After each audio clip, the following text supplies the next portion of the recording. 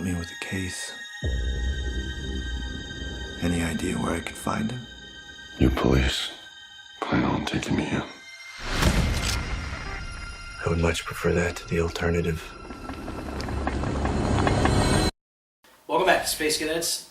This is your friends Gramps and Octopus here, bringing you a live podcast for the latest installment to the Blade Runner franchise with Blade Runner 2049. The story picks up 30 years after the first Blade Runner that came out in 1982, following still the Harrison Ford character, Deckard, but with new additions to the cast, primarily another Blade Runner himself, this one android confirmed, with Ryan Gosling's character.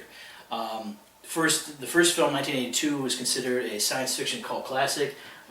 Many different renditions and versions of the film that came out. I would say the most well-regarded one is the final cut for Blade Runner that Ridley Scott came out with many years after the release of the 1982 film.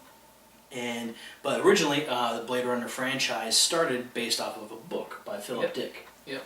And I actually have kind of read the book. I had it in a literary and technology class in college, my freshman year, and it was one of the books that we ended up reading. I think it's a fairly well-known book. It was published in 1968. I think you had heard about it, but haven't really read it. So basically the first Blade Runner is set in the same universe as the book, except where Decker's still there. A lot of the characters are still there. It's just a different kind of alternate, not timeline, but it's just a different take on the book. It was Ridley Scott had this, read the book, didn't feel like the book did itself justice, so he recreated it.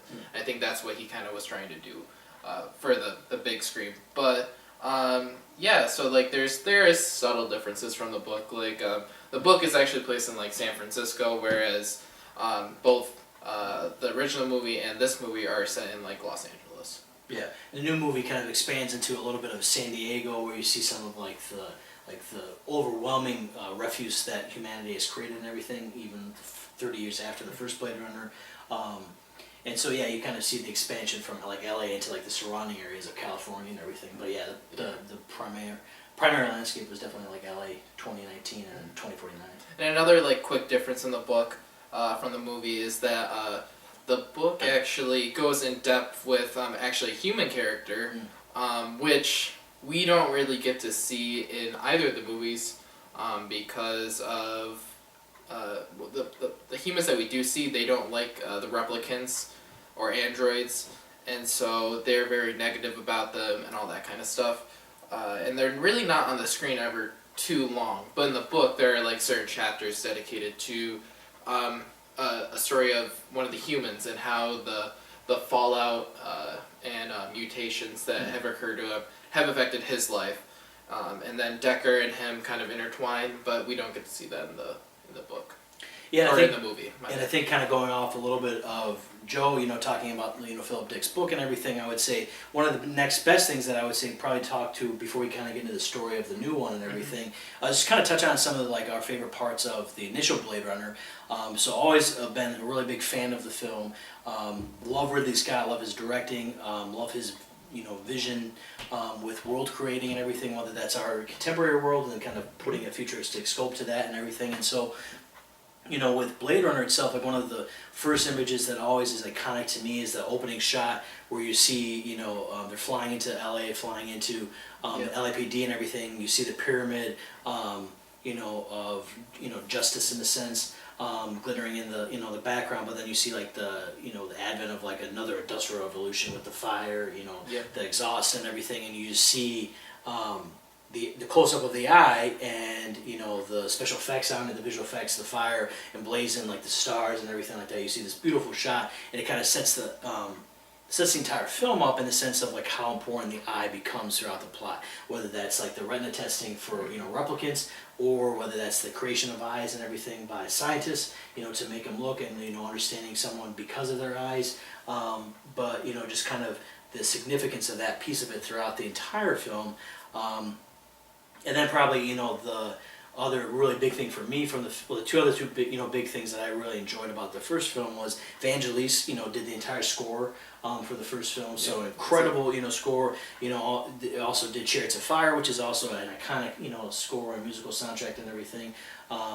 You know, and so their advent with this into the musical score for Blade Runner really just, you know, gave this ethereal, very eerie backdrop, you know, and kind of complemented the entire story that we saw on screen.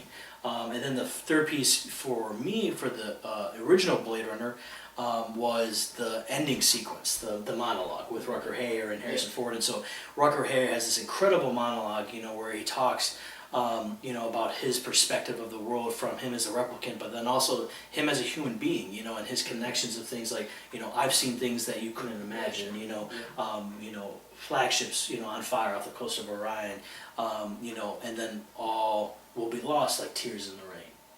And so that was the title of the song that Vangelis did for that section of the film.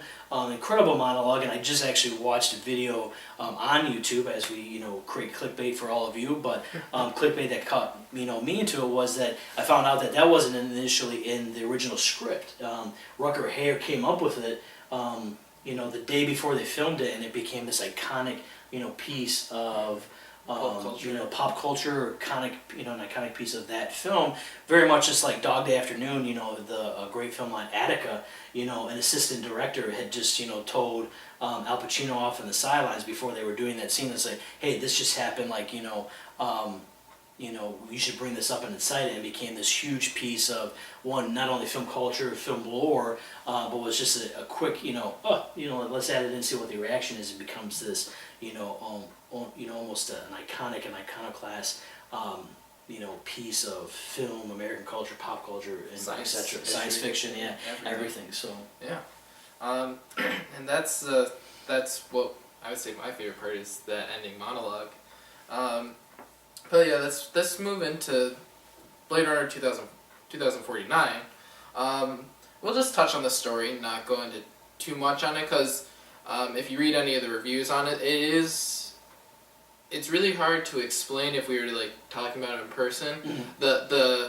The basic story is very easy to convey, but the overlappingness, there's callbacks to the original movie, even probably this book, which was an adaptation between the Blade Runner first movie and this movie. So there's just a whole bunch of callbacks that they do in it that fans of the series would probably enjoy. But so Ryan Gosling is basically in a sense the new Blade Runner. He's like taking the place of the Harrison Ford character in the original, Deckard.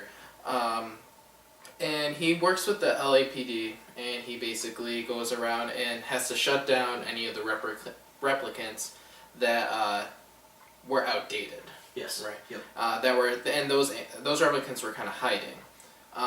But eventually he gets into a serious case where eventually that he and a few other characters learn that there has been a procreation between two replicants, and basically the basic story is that he has to investigate this case. Yeah, and it's a very serious case. Well, and I think that like the cool thing with this is that, you know, you have that like what it is to be human. You know, so like Philip Dick's book is, you know, do androids dream of electric sheep? You know, and so just because they are replicants of a human being, is there the loss of that humanity? Because their memories, they're given like, you know, the thing and Blade Runner 2049, for a fan of the original Blade Runner or just a, you know, a science fiction fan, I think there's an expansion of that memory curation in this, which becomes an important piece of the story that's really pivotal, you know, to this, you know, to the original Blade Runner, but then also this Blade Runner. You see like those memories be created and how you can almost, you know, see the different layers or levels of a memory, but then also how, you know, the creator of that realizes when something is a real memory versus a created memory. Yeah. You know, and I think that's becomes a very powerful piece of the story. And I think it's also interesting with, you know, this film is that, you know, this quote-unquote procreation event that happens in the film, you know, it's considered a miracle. You know, because there's a human being possibly, you know, procreating with a replicant, an android. How does that happen? You know, and so I think it's a very pivotal piece to say, like, one, what's the significance of that event? I think by itself there's there's extreme significance, but then like on a maybe a psychological or a philosophical level, what's the significance of that even? Yeah, I mean, it's definitely something that hasn't really been done, and we know that Ridley Scott really does like this android type, I guess, character. Yeah. Like he does like we see it in like Prometheus, we see it Alien. in Alien, Yep. Covenant, Blade Runner. Like he does like to touch this android, type. Are they human?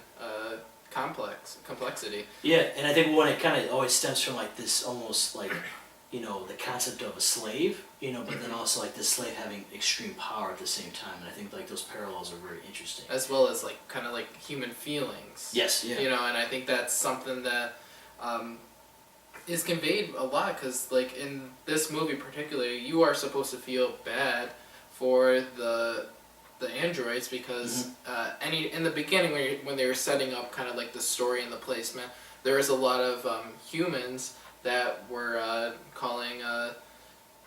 making fun of the replicants and calling them like tin heads or that kind of thing. So you can see that like even though they don't have feelings, I'm gonna use quotation marks on that, feelings, because I feel like eventually they do get programmed to have like those feelings and stuff. They're just supposed to kind of like deal with all the backlash and like hate around them. Yeah. And they really like Ryan Gosling's character has to do the dirty work. He has to like kill his own kind, and I think he towards the end of the movie starts to realize that. But yeah, that's basically the story that we got to. That's the basic story. There's a lot more in. Well, there's a bunch of different different story pieces that as you watch the movie, it kind of all makes sense. But let's continue on to kind of like the scene work, like the special effects, camera angles, magical sounds. Yeah, I think for me, like, and I noticed I didn't know about it until like the credits were rolling when we saw it in IMAX, and definitely like we're gonna plug to go see this film for certain. But if you do get the chance to see it, definitely take the chance to see it in IMAX. Yes. The sound is incredible. The visuals were stunning, breathtaking. And so. As the credits were rolling, I found out that the cinematographer for the movie was Roger Deakins, who ASC, BSc, incredible director of photography. One of my favorite ones was the cinematographer for The Shawshank Redemption, many other countless films. Not enough time to really elaborate and hallmark this gentleman's work, but incredible cinematographer, incredible director of photography. And the vistas were stunning, the color work was incredible. Was dark, brooding, but then also light and inviting, so he really had this great palette of colors, palette of light that he really splashed throughout the screen and just created these, visionary vistas and points of view and perspective with, human characters, with replicant characters, with holograms, really interacting with, this entire environment. And, I think that's also a credit to the director that Ridley Scott is, in the sense that, like, I'll go back to one of the first things I said, he is great with creating worlds. Yes. From, Gladiator, Alien, Blade Runner 2049, he is this visionary, and he's not even the director of this film, but like him as a producer and just him as this, the space that he created in the original Blade Runner was taken by Denis, the new director, and just, really just expanded on and just, blown just to a whole nother level and everything. And what's interesting is that, like, you have a whole bunch of shots that are just Ryan Gosling's character just traveling. Yeah, in a space dialogue, yeah. And, like, there isn't any dialogue while he's traveling, and you just see the massive darkness of the city. You see, from the first movie, the giant Atari building, it's still there. You see the giant corporations, and then you get to see the wastelands. You get to see the places where there isn't any people, and you get to see the places where there is a ton of people, the cities and stuff. And like you said, there is a bunch of color, as well as like darkness to it. And they do, which is funny. What I found funny is like they had like the rain that you see at the end. Yes. Yep. They had like, it was almost the exact rain. It switched to snowfall. Yeah. Yeah, and it switched to snowfall right at the end of the movie. I thought that was clever. The first movie ended with rain, and then this movie kind of picked up where like one of the first scenes was like rain and then rainfall. Well, I think, and that's like you got to see, like as we were talking about in the beginning, you get to see like some of the different landscapes that this film embodies, from like the desert, like Las Vegas, to what was Las Vegas, to like maybe the northern parts of California, to Los Angeles, to San Diego, the coastal side of it and everything, with introduction of the ocean like being right there, but a barrier between nature and us, and so that concept of nature versus nurture, and I think it definitely like adds to that environment. You feel you feel there, but then you also just kind of feel something else though at the same time. But I think like the mirroring of I don't want to touch on to this yet, unless because I know we're going to talk about one of our favorite scenes at the end of the live review and everything. But that kind of leads me into that part of it too. Yeah. So the one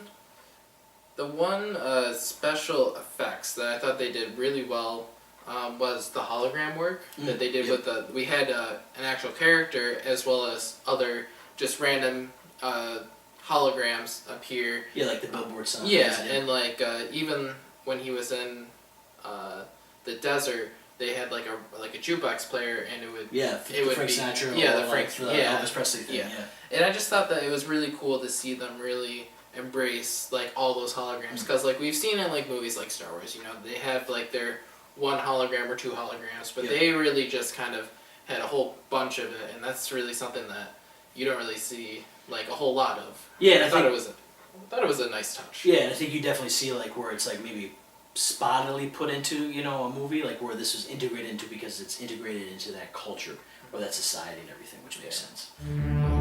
Every leap of civilization was built off the back of slaves. Replicants are the future, but I can only make so many. I had the lock, and he has the key. I think I found him. That's not possible. If this gets out, we've bought ourselves a war. So I felt like there was a vagueness of who the true villain was. With the complexity of the story and kind of just a whole bunch of overlapping things, I just felt like there was never that true villain of it. Like we get the opening scenes and kind of the humans are being mean to the androids, the Ryan Gosling android, and you never really get a development of a human character, and at all, and that kind of bothered me, because then we don't know if there is any more good humans. They're all just kind of mean towards these replicants, and then we get the master of the corporation. Yep. And he has like the android, the female android that is trying to will kill anybody that gets in her way. But I just feel like there was like a lack of like a true villain of it. And I mean, that's okay, but I thought from the beginning you were going to be having android versus human, but at the end of the movie it was obviously android versus android. Yeah. And that kind of was like, I guess it was okay, but like there was like right before like that android versus android moment happened, there was basically a bunch of androids that were like undercover and they were gonna throw a revolution, and you don't see any that it just nothing ever happens of it, and it was kind of, I just felt there was like that lack of a villain, of the movie, or like a threatening force. Yeah, and I think I could definitely agree with you on that, and it seems almost that like it might be connected back to like the murkiness of like the reality that they're in, or that they find themselves in, and maybe it just ties back to that concept of that like, what we would consider good and evil is kind of, there's no longer that, but there's just like there's in between, like, almost purgatory, or almost like in between, like there's not like a everyone falls between like both worlds in a sense. Yeah. That could work. I think the thing that like, as we saw it with a couple of good friends, and like my good friend and I had talked about the music piece of the film and everything, and I brought up Vangelis earlier, that had done the original Blade Runner, and very, very much a similar score, that Vangelis did, like, the electric kind of music, the synth and everything, heavy uses of that, reminded, Joe and I of, the soundtrack for It Follows, which follows very much a gamey kind of, musical score, technological score, soundtrack. The one thing that triggered me kind of from the music was that I didn't take me out of the film by any means and everything, but like talking about it after the fact with this good friend, there was definitely that piece of it where it almost was like too bombastic at times, where it kind of took away, it kind of took away from like what was happening on screen. Where I think Vangelis' score in the original one really captured and just added to what we're seeing on the screen, where sometimes this music like took away. And I think the perfect example of this is like you brought up like the ending sequence in Blade Runner 2049. The music in that was the same music that was used in the monologue sequence of the final scene in Blade Runner. It was Tears of Rain, by Vangelis. Fit perfectly with that scene, fit perfectly in the first film. And there's like, that was the kind of music I think that could have like been just even added another dimensional level to this new film. Yeah. I mean, overall, the movie is a very good movie. Yes. There isn't too many flaws. The script is good. The scenes are all great. Yep. Like, everything is done well. And I guess the last thing that triggers me is that, like, when I look at reviews, all the reviews are very, very good for it. Yeah. Right? But nobody has seen this movie. Go see it. This is this is the part where I promote this movie, because there is no reason why a Friday the 13th Halloween movie should be outselling this. When you have Happy Death Day, which makes a bigger opening than Blade Runner on its first week, that is disappointing. And it just saddens my heart. It really does, It's like this, like, and you can see that there is love and dedication put into this. Yeah. Whereas, like, you go see, like, a movie that has, like, cheesy dialogue, and I haven't seen it, but, like, I'm sorry, but it just doesn't do anything for me. Well, I think like, and I watch horror, and it doesn't seem like it would scare me.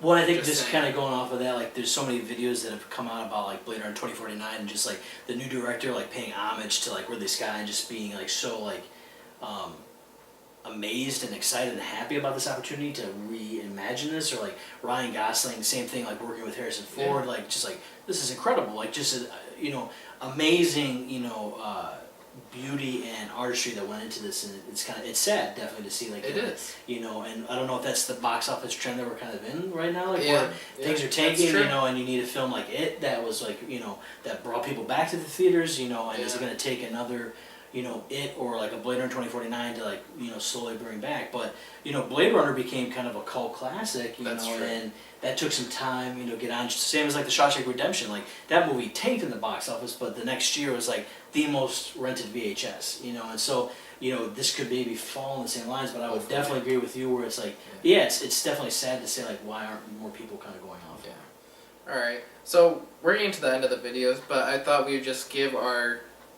best scene in the movie, and I kind of want to rethink mine, so I'm gonna let you start. Okay.